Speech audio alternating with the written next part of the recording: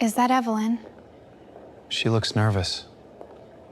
I wonder why she's here. The moment Evelyn Carter Something's stepped not inside right. the Whitmore estate, the atmosphere shifted. It happened quietly at first. Conversations slowed just enough to notice. A woman near the champagne fountain stopped mid-sentence while adjusting the diamond bracelet around her wrist. Two men standing beneath the grand staircase glanced toward the entrance, then toward each other, before lowering their voices. Even the musicians positioned beneath the crystal chandeliers seemed distracted for half a second as Evelyn walked across the marble floor, carrying a black garment bag against her shoulder. The Whitmore Foundation Gala was the kind of event people spent months trying to get invited to. Manhattan politicians, investors, old money families, television personalities, and executives moved through the ballroom like they belonged to an entirely different world than the one Evelyn came from. Everything inside the mansion reflected wealth so old it no longer needed to prove itself. The paintings on the walls looked museum-worthy. Servers carried silver trays through the crowd with a kind of precision that came from years of experience around powerful people. Every detail inside the estate had been designed to make guests feel important. And yet somehow the entire room seemed more interested in Evelyn than anyone else. She noticed it immediately. The staring, the hesitation, the subtle confusion spreading quietly across the ballroom as guests tried to figure out who she was and why she had been allowed inside. Evelyn kept walking anyway, even though every instinct in her body was telling her to turn around and leave before someone embarrassed her publicly.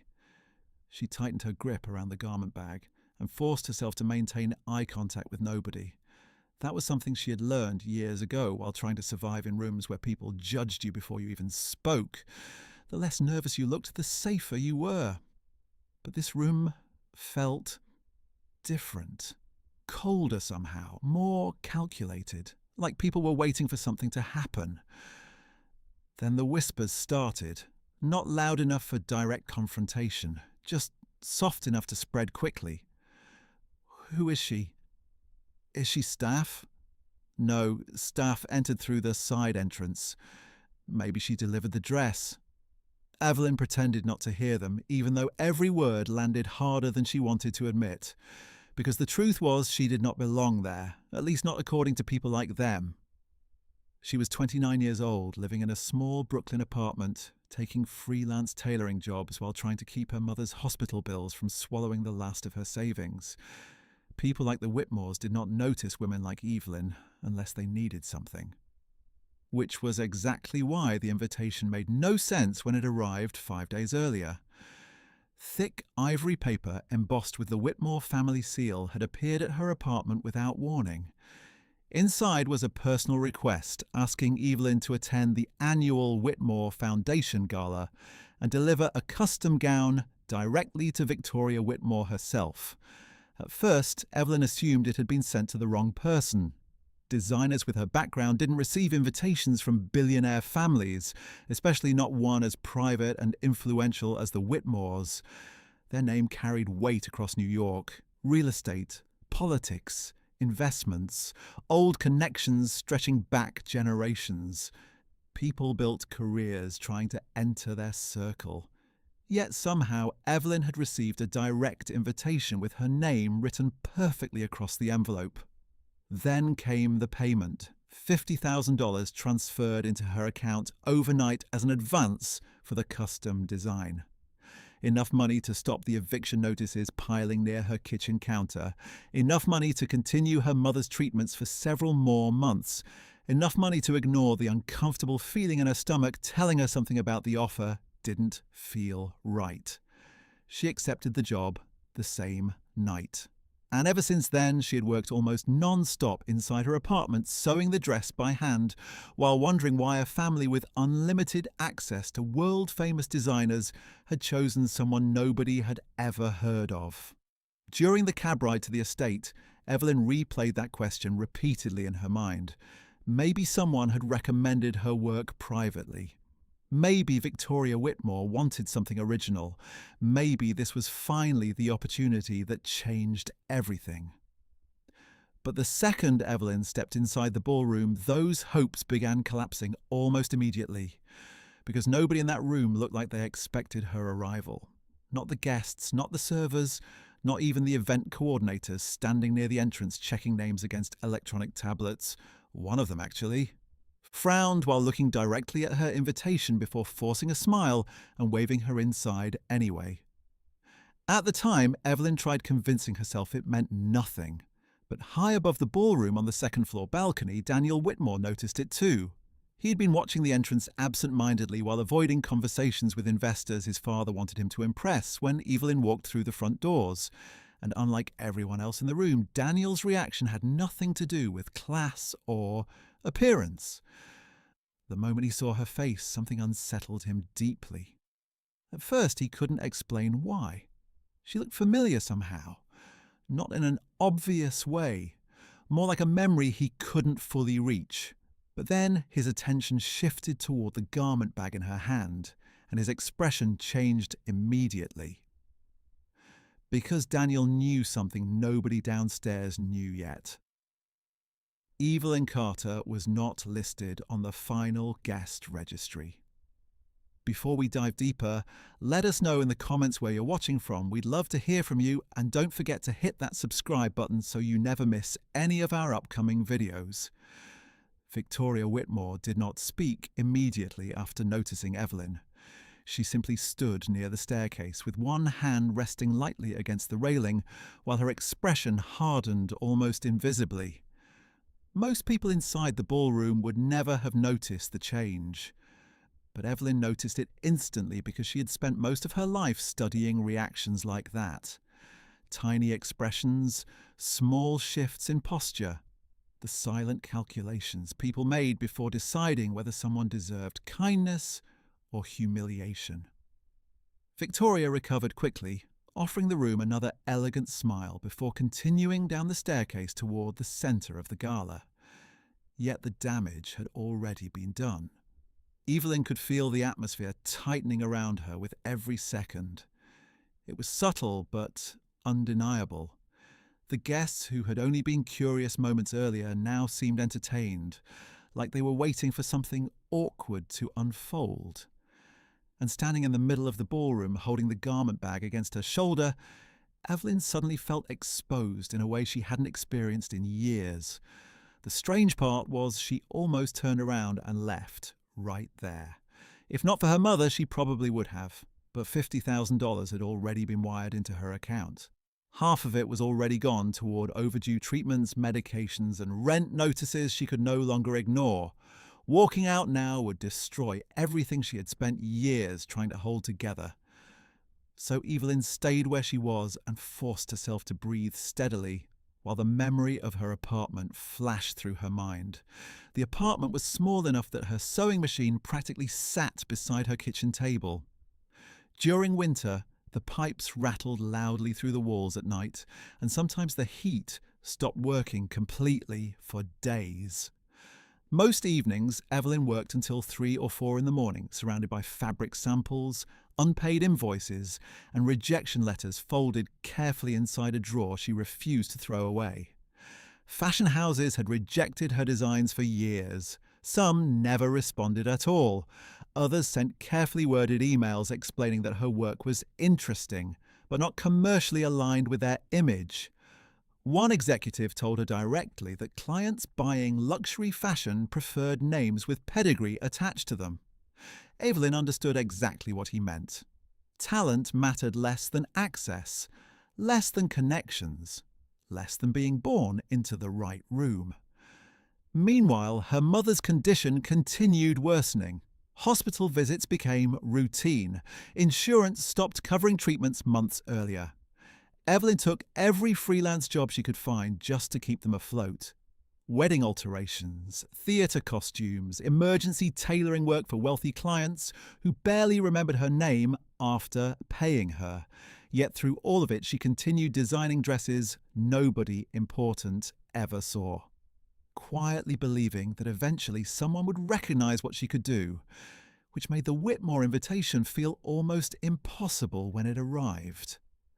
For the first time in years, Evelyn allowed herself to think maybe her life was finally changing.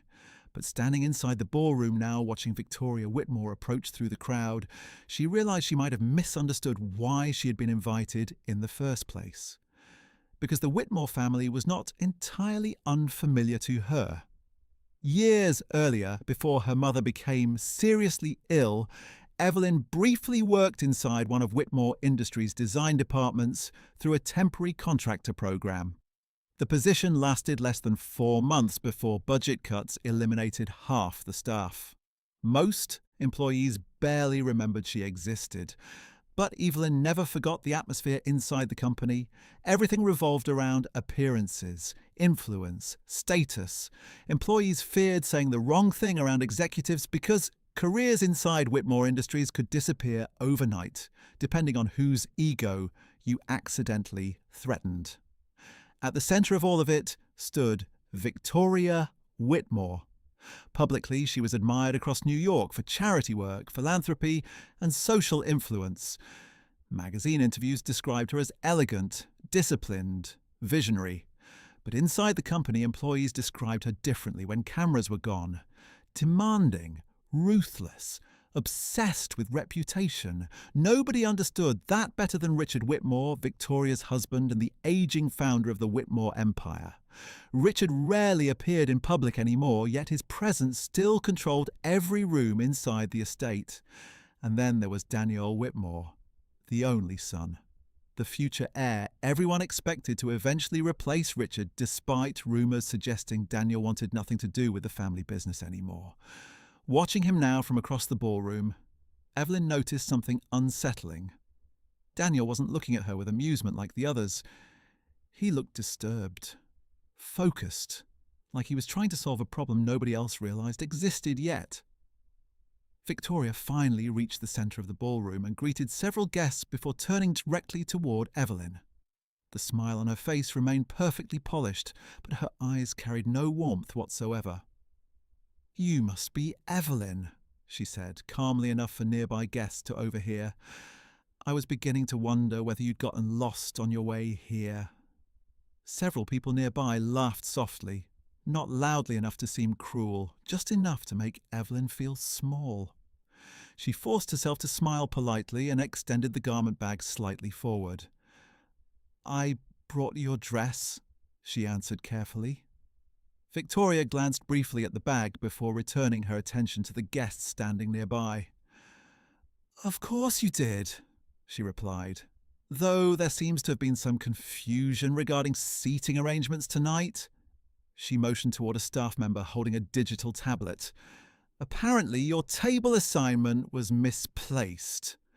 More quiet laughter followed. The staff member awkwardly pointed toward a small table positioned near the back corner of the ballroom beside the service entrance.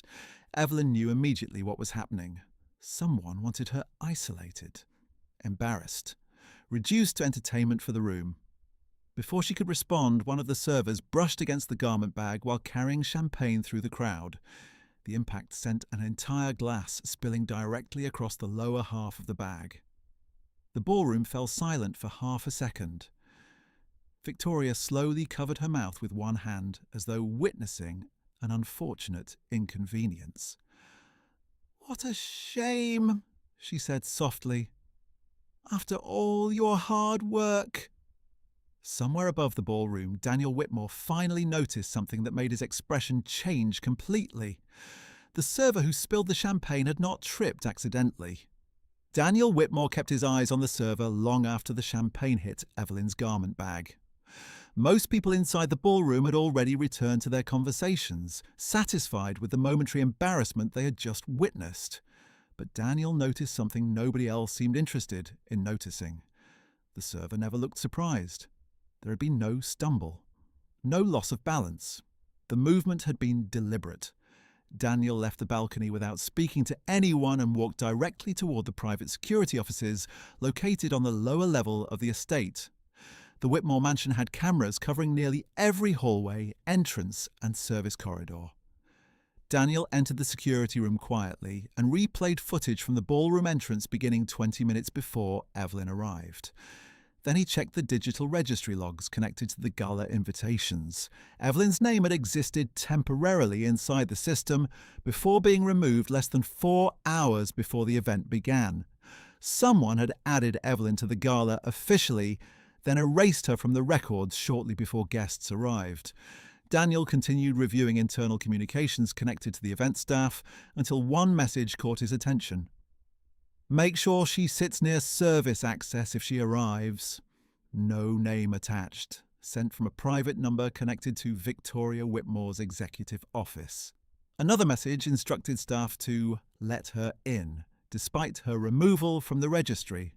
Daniel slowly realized every stage of Evelyn's humiliation had been carefully planned before she ever stepped through the doors. Then he discovered something even stranger buried inside older company files. Evelyn Carter's name appeared once before inside Whitmore Records nearly 7 years earlier. Whitmore Industries Design Division, temporary contract staff. Upstairs in the ballroom, Evelyn carefully inspected the gown inside the garment bag after escaping into a quieter hallway near the west wing of the mansion.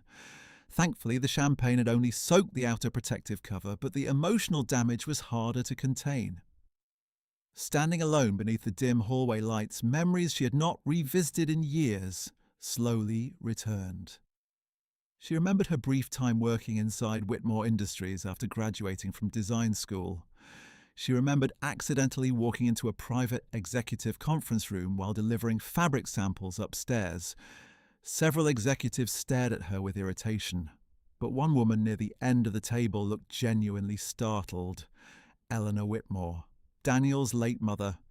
Eleanor privately apologized for how aggressively staff reacted toward Evelyn, then asked a strange question Evelyn never forgot. Has anyone ever told you that your mother used to work with my family? Before Evelyn could ask what she meant, another executive entered the room and interrupted the conversation completely. 2 weeks later, Evelyn's contract was terminated without explanation. Her thoughts were interrupted suddenly by a quiet voice behind her. You need to leave. Evelyn turned and found one of the estate employees standing partially hidden near the hallway entrance. The woman looked nervous enough to keep checking over her shoulder while speaking. Listen to me carefully, she whispered. You were never supposed to come here tonight. Evelyn felt her chest tighten instantly. What are you talking about? The employee stepped closer, lowering her voice further. People upstairs have been talking about you since this afternoon. Your name disappearing from the registry wasn't an accident. Footsteps echoed suddenly from the opposite hallway, forcing the employee to step backward quickly. Please just leave before this gets worse. Whatever this is, it's bigger than you think. She disappeared through a side corridor, leaving Evelyn frozen beneath the hallway lights. And a few feet away, hidden around the corner, Daniel Whitmore had overheard every single word. Daniel returned quietly to the private office adjacent to his father's study and reopened the archived Whitmore Foundation records connected to Eleanor Whitmore.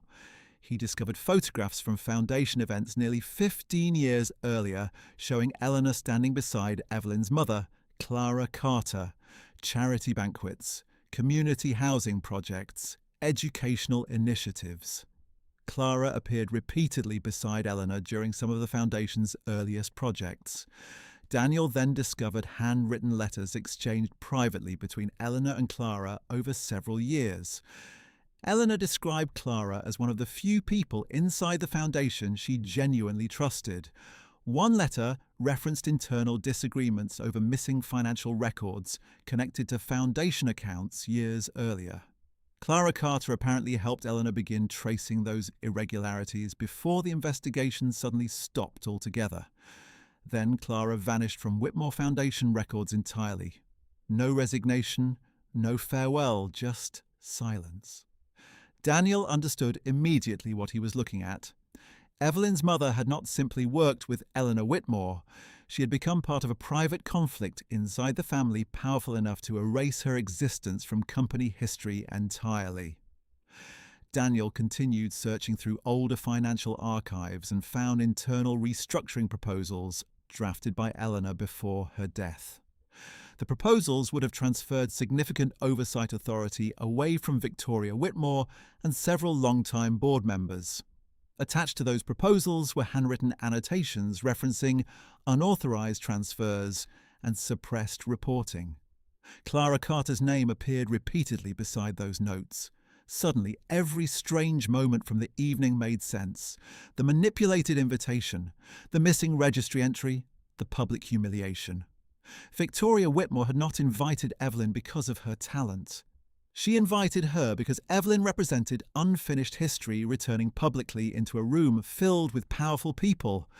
Victoria wanted to destroy Evelyn's credibility before dangerous questions resurfaced, and Victoria still wasn't finished. Daniel noticed new activity appearing across internal event communications while reviewing staff messages. Victoria's assistants were coordinating something involving the final foundation presentation scheduled later that evening. One message referenced Evelyn, remaining present for the final acknowledgement. Daniel immediately understood what that meant. Victoria intended to humiliate Evelyn publicly one last time before forcing her out of the estate completely. Downstairs, the atmosphere inside the ballroom continued shifting subtly as rumours spread between guests. Meanwhile, Evelyn stood alone outside near the rear garden entrance, trying desperately to decide whether leaving immediately would protect her or make things worse. Cold air moved through the stone courtyard, while distant music from the ballroom echoed faintly behind her. The ballroom doors opened behind her before she could gather her thoughts completely. Daniel Whitmore stepped outside alone. For several seconds, he said nothing. "You should never have been treated this way tonight," he finally said, quietly. Evelyn gave a tired laugh without humour. "I'm starting to realise tonight was never really about me." Daniel nodded slightly. "No," he admitted softly. "It wasn't."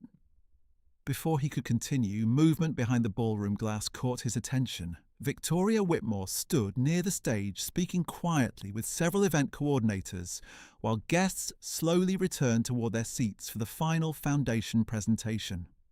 Daniel immediately recognized the look on his mother's face. Calm, controlled, dangerous. She was preparing the room for something. And for the first time all evening, Daniel Whitmore made a decision his family would never forgive him for. He chose Evelyn's side.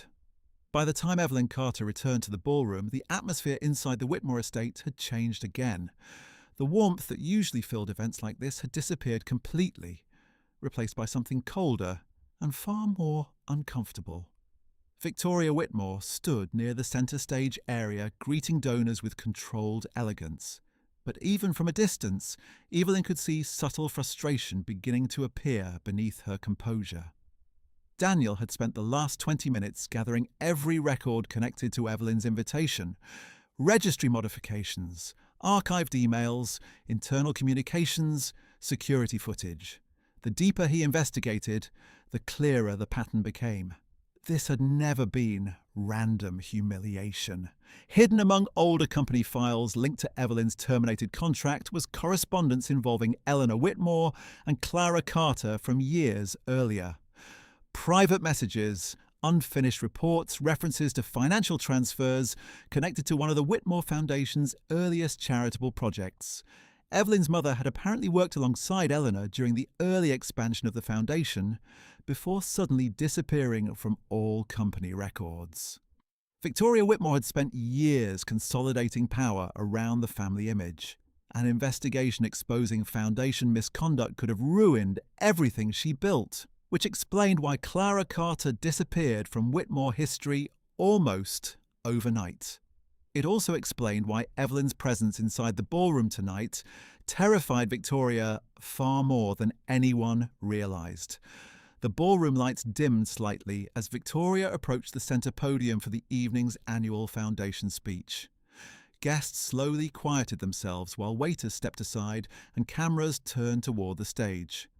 Evelyn remained near the rear exit, preparing mentally to leave before things escalated further. Victoria smiled gracefully toward the audience while accepting applause from the crowd. "Thank you all for being here tonight," she began calmly. "The Whitmore Foundation has always believed in supporting excellence, discipline, and the values that built this city into what it is today." Slowly, almost carefully, Victoria guided the room exactly where she wanted it to go. "Unfortunately," she continued softly, "events like tonight occasionally remind us why standards matter. Reputation matters. Integrity matters, because not everyone who enters rooms like this truly belongs in them." The ballroom grew noticeably quieter. Evelyn understood exactly what Victoria was doing. Public humiliation disguised as sophistication. "Sometimes," Victoria continued while maintaining perfect composure, "people mistake access for acceptance." Then Daniel Whitmore's voice cut through the ballroom before Victoria could continue another sentence. "That's enough." Hundreds of guests turned toward him as he walked calmly through the ballroom carrying a tablet in one hand. Victoria's expression shifted for the first time all evening. Daniel stopped directly beside the stage and looked toward his mother without raising his voice. "You invited her here," he said calmly enough that every person in the ballroom could hear him clearly. Daniel connected the tablet to one of the presentation screens behind the stage. Seconds. Later, internal registry records appeared across the massive display for the entire gala to see. "Evelyn Carter's invitation was approved 5 days ago through your executive office," Daniel explained calmly. "Her name was then removed from the guest registry 4 hours before the gala began." More files appeared on screen. Text messages, coordination notes, seating directives. "Tonight wasn't an accident," Daniel continued quietly. "It was organized humiliation." Then he revealed the final set of files, archived Whitmore Foundation correspondence involving Eleanor Whitmore and Clara Carter from years earlier, donation records, internal project reports, evidence proving the families had once worked closely together before those records abruptly disappeared from company archives entirely. The ballroom reacted immediately. Confusion spread through the guests as people began realizing this story ran far deeper than simple social humiliation. Daniel finally looked directly toward Evelyn for the first time since entering the ballroom. "You didn't humiliate her tonight," he said quietly while staring toward the stage. "You exposed yourselves." The silence afterward felt heavier than shouting ever could. Guests who once surrounded Victoria moments earlier slowly stepped backward. Investors avoided eye contact. Politicians suddenly became deeply interested in their phones and champagne glasses. Richard Whitmore finally rose from his seat near the front donor tables. The aging billionaire had remained silent through nearly the entire confrontation, observing everything with the exhausted expression of a man watching problems he buried years ago return publicly all at once. "Victoria," he said slowly, "this should never have happened." That single sentence carried more weight than anger ever could. For the first time all evening, Victoria Whitmore looked genuinely vulnerable, not because strangers judged her, because the people closest to her no longer protected her. The Whitmore Gala ended without music. Guests left the estate in near silence while rain drifted softly across the empty driveway outside.